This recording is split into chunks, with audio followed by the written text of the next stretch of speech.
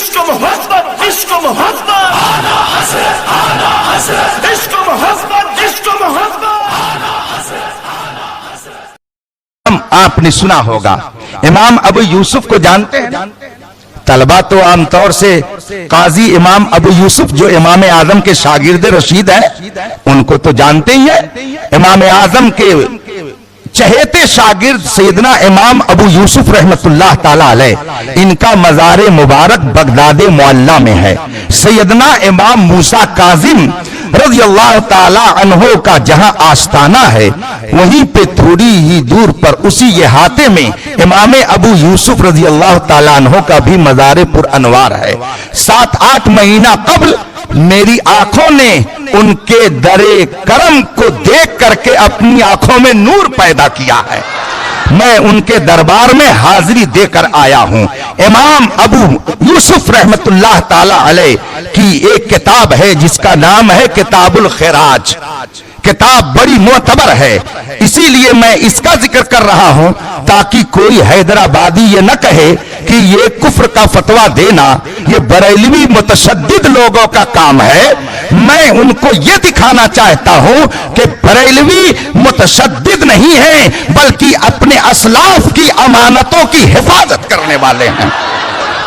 امام ابو یوسف کتاب الخراج میں ارشاد فرماتے ہیں ایما رجل مسلم سب النبی صلی اللہ علیہ وسلم او کذبہ او تنقصہ او عابہ فقد کفر ومن شک فی کفرہ وعذابہ فقد کفر. امام ابو یوسف رحمت اللہ علیہ فرماتے ہیں جو مسلمان ایما رجل مسلم، جو مسلمان مرد، جو مسلمان آدمی نبی کو دشنام دے، سب النبیہ نبی کی شان میں گستاخی کے کلمے کہے یا جھوٹ کی نسبت نبی کی طرف کرے یا ان کی شان گھٹائے یا ان پر کسی طرح کا عیب لگائے تو وہ بالاتفاق کافر ہے. اور وہ ایسا کافر ہے کہ جو اس کے کفر میں شک کرے وہ بھی کافر ہو جاتا ہے. یہ کس نے کہا؟ امام ابو یوسف رحمت اللہ تعالی علیہ، اور ان کی کتاب کا نام ہے کتاب الخراج، اور دوسری کتاب شفا شریف. یہ وہ کتاب ہے جو رسول پاک کی بارگاہ میں مقبول ہو چکی ہے. شفا شریف جس کا پورا نام ہے الشفاء بتعریف حقوق المصطفیٰ. علامہ قاضی ایاز مالکی رحمت اللہ علیہ اس کے مصنف ہیں، بہت عظیم عالم ربانی ہیں. اپنی اس کتاب میں وہ ارشاد فرماتے ہیں اجمع المسلمون علی ان شاب النبی شاتم الرسول صلی اللہ علیہ وسلم کافر. پوری دنیا کے مسلمانوں کا اس پر اتفاق ہے کہ نبی کی شان میں ادنا گستاخی کرنے والا کافر ہے، اسلام سے باہر ہو جاتا ہے، اور جو اس کے کفر میں شک کرے وہ بھی کافر ہو جاتا ہے. ان دونوں کتابوں کے حوالوں سے میں یہ عرض کرنا چاہتا ہوں کہ علماء حق نے ہمیشہ نبی کے گستاخوں کو کافر کہا ہے.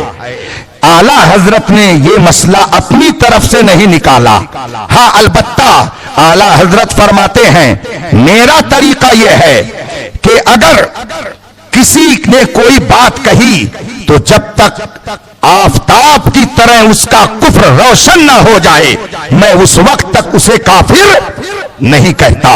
اسی لیے فرماتے ہیں کہ رشید احمد گنگوہی نے جب یہ نظریہ پیش کیا کہ اللہ جھوٹ بول سکتا ہے معاذ اللہ رب العالمین، تو اعلیٰ حضرت فرماتے ہیں میں نے 78 طریقے سے اس کا کفر لزومی ثابت کیا، مگر پھر بھی میں نے چاہا ہو سکتا ہے کہ یہ توبہ کر لے، اسی لیے میں نے اپنی زبان کو کافر کہنے سے روکا ہے.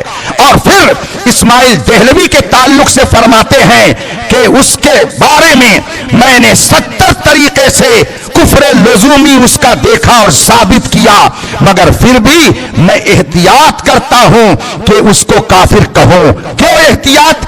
اس لیے کہ اعلیٰ حضرت کے بہت پہلے आला हजरत से पहले वो दुनिया से जा चुका था और उसके बारे में ये शोहरत हो गई थी कि इसने अपने कुफरियात से तौबा कर लिया है। तो इस शोहरत की बुनियाद पर आला हजरत ने अपनी जबान को उसे काफिर कहने से रोका। जिसका इस कदर मकाम एहतियात हो और जो इस कदर कुफ्र में एहतियात से काम लेता हो, किसी को काफिर कहने में इतनी एहतियात करता हो, क्या कहा जा सकता है कि वो मुसलमानों को काफिर बनाते थे? नहीं, वो मुसलमानों को काफिर नहीं बनाते थे, बल्कि जो अपनी हरकत से काफिर हो जाता, इमाम अहमद रजा उसका कुफ्र बता दिया करते थे। तो आला हजरत का काम किसी को काफिर बनाना नहीं है, बल्कि जो बन गया उसको बताना है। इसीलिए आला हजरत फरमाते हैं, सूना जंगल रात अंधेरी छाई बदली काली है, सोने वालों जागते रहियो, चोरों की बात समझ में आ रही है? तो अब इजमालन फिर सुन लीजिए, गुफ्तगू में अपनी खत्म करूं। जरूरियाते दीन में से किसी चीज का इनकार करना कुफ्र है। कुफ्र की दो किस्में हैं, कुफ्र लुजूमी और कुफ्र इल्तिजामी। कुफ्र लुजूमी के बारे में मुहक्किकीन उलमा फरमाते हैं कि हम अभी उसे काफिर न कहेंगे जब तक कि उससे कुफ्र इल्तिजामी साबित न हो जाए, मगर फुक़हा फरमाते हैं कि चाहे कोई कुफ्र लुजूमी करे या कुफ्र इल्तिजामी करे, हमारे नजदीक वो काफिर है और हम उसे काफिर कहेंगे। फिर शुबह अगर किसी के कुफ्र में हो जाए तो उसकी तीन सूरत होगी, शुबह फिल कलाम, शुबह फिल तकल्लुम, शुबह फिल मुतकल्लिम। इनमें से कोई शुबह हो तो अपनी जबान को आला हजरत काफिर कहने से रोकते हैं। फिर अगर किसी का कुफ्र यकीनी तौर पर साबित हो जाए तो अब सुन लीजिए कि जिस तरह से मुसलमान को मुसलमान जानना जरूरी, इसी तरीके से काफिर को काफिर जानना भी। बात समझ में आ रही है? तो आला हजरत का मौकिफ इस सिलसिले में यह है कि जिसका कुफ्र आफताब से ज्यादा रोशन हो जाए हम उसे काफिर कहेंगे। इसलिए नहीं कि हम उससे जिद रखते हैं, इसलिए कि वो अल्लाह और रसूल का गुस्ताख और इस्लाम की जरूरी बातों का मुनकिर हो गया है। अब उसके बाद आखिरी बात कि जिनको आला हजरत ने अपने फतवे में काफिर कहा, जिसका तस्करा आप मुझसे पहले हजरत मुफ्ती शमशाद साहब से सुन चुके हैं, उनका कुफ्र सूरज से ज्यादा रोशन हो चुका था।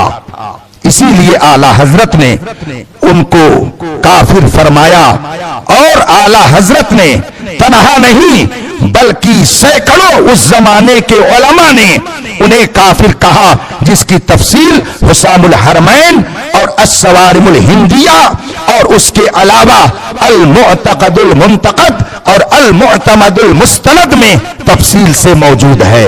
इसलिए आला हजरत के ऊपर यह इल्जाम लगाना कि वो बहुत जल्दी किसी को काफिर कह देते थे, या बरेलियों के बारे में यह शुबह लोगों के दिलों में डालना कि ये बहुत जल्दी किसी को काफिर कहते हैं, ये सरासर झूठ है, झूठ है। बल्कि ऐसा सफेद झूठ है कि इस जमाने में इतना बड़ा कोई झूठ शायद आपको किसी दरसगाह में नजर आए। जो लोग आला हजरत और उनके मानने वालों के बारे में ये कहते हैं कि ये बहुत मुतशद्दिद हैं, बात बात पे काफिर बनाते हैं, ये गलत है। हमारे आला हजरत किसी की तकफीर में इस कदर एहतियात फरमाते थे कि आप हर तरीके से उसके कौल को, उसकी बात को परखते थे। और मुझे हुजूर मुहद्दिस कबीर अभी जलवा फरमा होंगे इंशाअल्लाह इशा के बाद, उनका जलवा ज़ेबा आप देखेंगे। शहजादे ताजु शरिया तशरीफ फरमा होंगे, उनका जलवा आप देखेंगे।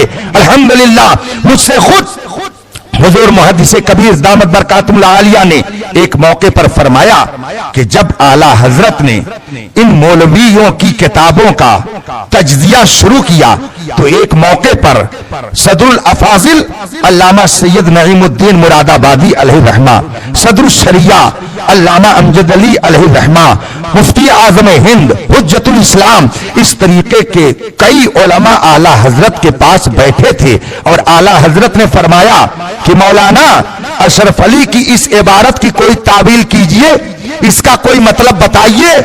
تو اب ان میں سے ہر ایک کہتا حضرت اس کا مطلب اگر یہ ہو تب۔ اعلی حضرت فرماتے یہ تعویل نہیں ہے، یہ تو تحریف ہے، کتاب سے جو مطلب نکلے وہ بتائیے، یہ تو تحریف ہے۔ لوگ پوچھتے وہ کیسے؟ کہا اس طریقے سے، اس طریقے سے، اس طریقے سے، اور پھر سب اس بات پر مطمئن ہو گئے کہ یہ ایسا کفر ہے کہ جس کی کسی طرح سے کوئی تعویل نہیں کی جا سکتی ہے، اسی لیے اعلی حضرت نے انہیں کافر فرمایا۔ تو اعلی حضرت نے بغیر تحقیق کے کسی پر حکم کفر نہیں لگایا، جب تحقیق ہو گئی تب آپ نے اسے کافر فرمایا، اور اپنی طرف سے نہیں بلکہ یہی حکم خدا ہے، یہی حکم مصطفیٰ ہے، اور یہی حکم ائمہ اسلام کا ہے، جیسا کہ میں نے قرآن کی آیت اور کتابوں کے حوالوں سے آپ کو سنا دیا ہے۔ اللہ تبارک و تعالی ہمیں امام احمد رضا پر الزام لگانے سے بچنے کی توفیق عطا فرمائے، اور مسئلہ تکفیر کو صحیح ڈھنگ سے سمجھنے کا شعور عطا فرمائے۔ وآخر دعوانا ان الحمدللہ رب العالمین۔ السلام علیکم۔